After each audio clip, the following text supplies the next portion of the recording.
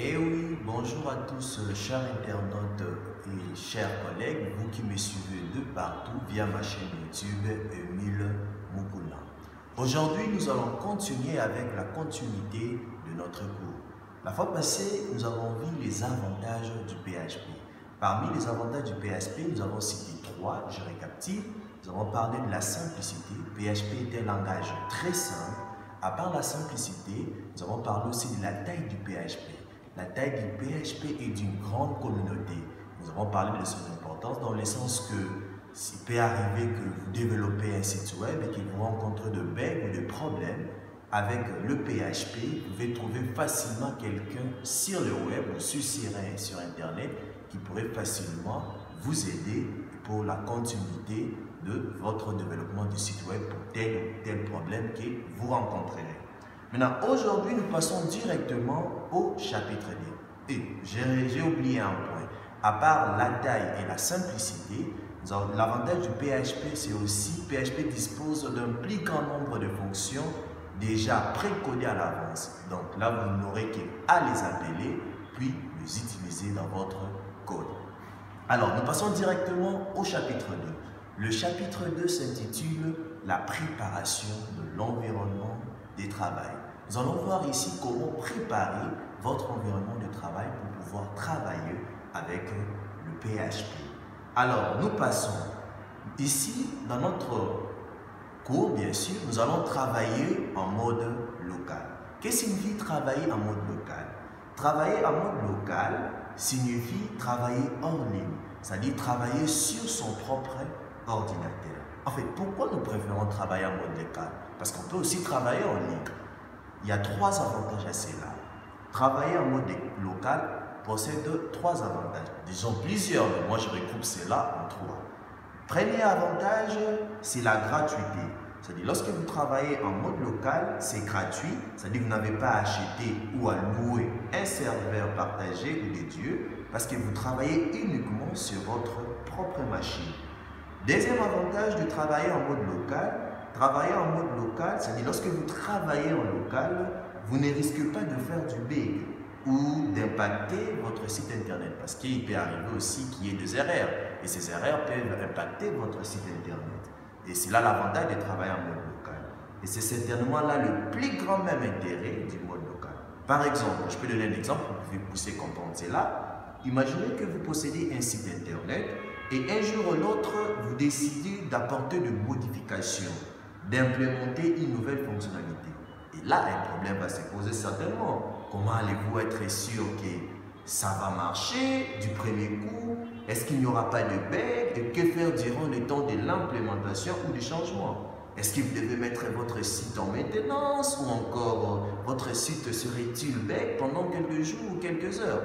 Alors, c'est là vraiment que repose le grand intérêt de travailler en mode local. Parce que lorsque vous travaillez en mode local, cela répond finalement à toutes ces problématiques.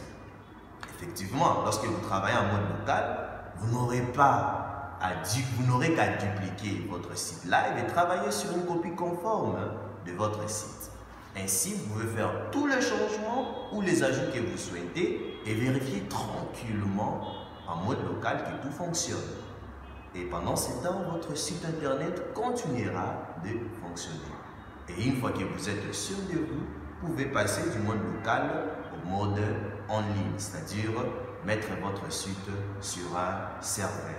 Et en faisant cela, je vous assure que vous allez éliminer 90% des problèmes de mode en ligne. Certainement, vous n'allez pas les éliminer toutes parce qu'il existe certains problèmes qui peuvent arriver simultanément. Moi-même, je ne sais même pas la raison pour laquelle ces problèmes sont là. Mais au moins, soyez sûr que lorsque nous travaillons en mode local, nous éliminons 90% de problèmes. Alors, dans notre cas, comme je les répète toujours, nous allons travailler en mode local. Pour cela, pour travailler en mode local, nous devons transformer notre ordinateur en serveur. Vous rappelez-vous pourquoi nous devons transformer notre ordinateur en serveur? Rappelez-vous, lors de la vidéo précédente, nous avons évoqué un point important. Le client n'est pas capable de lire le PHP. seul un serveur peut exécuter le PHP. Certainement, votre ordinateur que vous avez sur place n'est pas capable aussi d'exécuter le PHP. Ouf, mamma mia, vous avez paniqué, j'espère.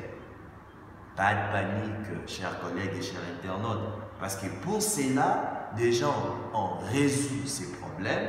C'est très simple, ils ont prévu déjà un grand nombre de programmes qu'on trouve certainement sur ces serveurs qui sont capables d'exécuter du PHP. Donc comprenez par là que vous allez devoir transformer votre ordinateur en serveur. Comment certainement allez-vous transformer votre ordinateur en serveur?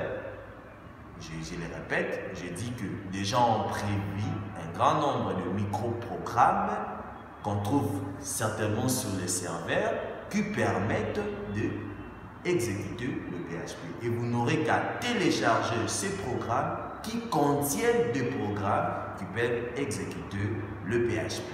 Alors, pour ces programmes, ces micro-programmes, ces paquets, nous avons 3. Pour ceux qui utilisent Windows, nous avons le serveur WAMP, c'est-à-dire le WAMP serveur. Alors, pour télécharger le WAMP serveur, je vous donne l'adresse www.wampserver.com. Et pour ceux qui utilisent le Mac, je vous donne l'adresse www.mamp.info. Et pour ceux qui utilisent les ZAMP, je vous donne l'adresse www.zamp.apache.fr.org. Alors, je vous laisse installer tranquillement ces programmes et dès que ce fait, nous allons passer par la suite avec les bases du PHP. Et j'ai oublié encore un autre point important. Pour écrire votre code, il vous faudra aussi un éditeur de test. Certainement, il y a plusieurs éditeurs de test, Notepad, Sublime Test. Mais moi, je préfère que vous téléchargez Sublime Test. C'est simple, vous allez juste sur Google, vous écrivez dans la barre de recherche Sublime Test, et on va vous renvoyer sur un site pour télécharger Sublime Test. Alors, je vous laisse télécharger un éditeur de test si vous n'en avez pas, bien sûr, Sublime Test ou Notepad, selon vos préférences, bien sûr, et vous téléchargez aussi le WAMP Server ou le ZAMP ou encore le Mac, le MAMP. Bienvenue, merci beaucoup pour vous qui m'avez suivi. Passons maintenant à la vidéo suivante, le base du PHP. Check it out.